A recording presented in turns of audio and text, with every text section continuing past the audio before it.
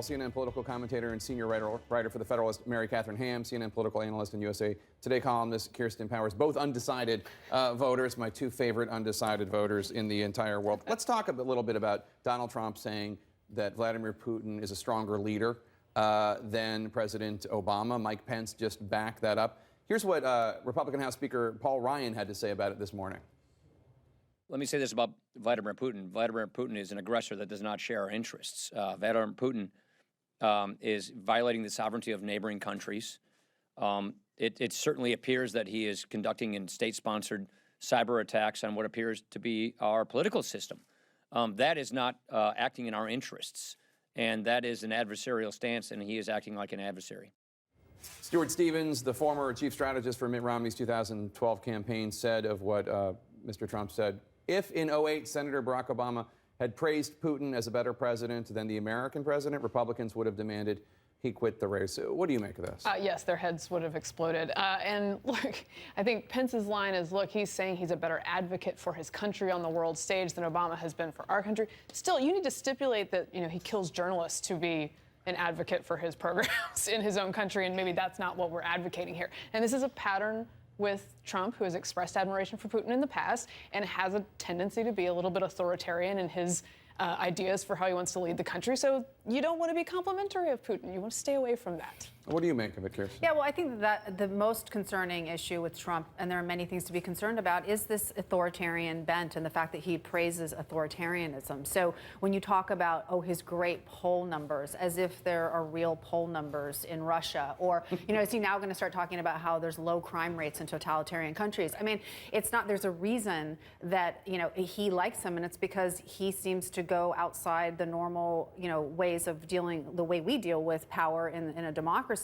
And I think if I was Matt Lauer, that's what I would have asked him about. I would have asked, like, are you going to be an authoritarian type leader? Well, I think it's interesting, particularly for conservative voters. They rightly in the past have accused Obama of having a lack of moral clarity about this kind of thing, and that's exactly what Trump seems to be expressing here, is a lack of moral clarity about exactly what kind of leader Putin is.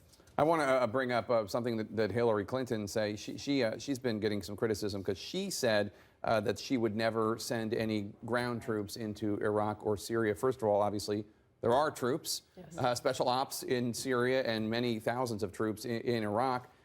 And then also, a lot of people think it's not wise to take anything off the table, Kirsten. Yeah, no, I think that's wise, and I suspect she misspoke. It doesn't seem right, and when you consider the audience that she was speaking to, in particular, to not acknowledge the people who are on the ground and to acknowledge the sacrifices that they are making right now, it seems like a gaffe to me. It doesn't seem like something she intended to say. It's interesting. I want to ask you, Mary Catherine, in an interview with Israeli television Channel 2. Clinton brought up an article analyzing ISIS Twitter feeds, an article which concluded ISIS wants Donald Trump to win the election. Take a listen. The jihadists see this as a great gift. They are saying, oh, please, Allah, make Trump president of America.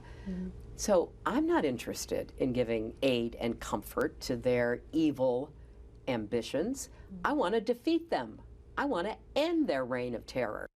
Now, that's a Clinton talking point for a while, and there are people in counterterrorism who say it's true. What do you make of the invocation of Allah? Well, I think the Allah line would certainly, in the hands of any Republican, be considered a microaggression, if not a macroaggression, culturally. But look, I think I think you're right to say, like, she's made this very definitive statement about never having troops in Iraq. That's where ISIS is for the most part. And it's very definitive, and it ignores the people who are on the ground. When you're in this room of people who sacrificed in Iraq, who gave all in Iraq, these are Gold Star families and veterans, many of whom have friends there probably now. It just seems like a real misstep. So when the Clinton campaign is pointing out, rightly, Donald Trump's lack of detail, they should also look at their own plan, which is we're never going in there. But she's obviously sort of overcompensating for the fact that she voted for the Iraq War. Yeah. And so she's now going overboard and saying something that doesn't really make sense. All right, my two favorite undecided voters. Thank you so much. Appreciate it.